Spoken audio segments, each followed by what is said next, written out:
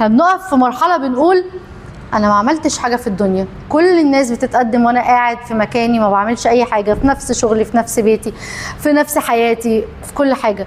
افتكر ان كان ليك نجاحات صغيره انت اصلا ما بتركزش معاها عشان بص على الفشل. يا عم كنت شاطر في ماده وانت صغير، اتفه نجاح، عديت من ابتدائي، مش عديت من ابتدائي، نجاح. فافتكر دايما ان انت ليك نجاحات صغيره، ان ده هيشجعك، ان اللي خلاني كان ليا نجاح في حاجه قبل كده هيخليني اقدر انجح دلوقتي. انا مش فاشل للدرجه اللي انا فاكرها.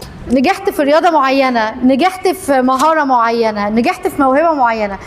بلاش نجحت ان انا مطلعه اولادي كويسين ومتربيين، بلاش نجحت ان انا قادره افهم نفسي وقادره ان انا اتعامل مع نفسي، بلاش نجحت ان انا الناس بترتاح لي وتحب تتكلم معايا. ما ده نجاح.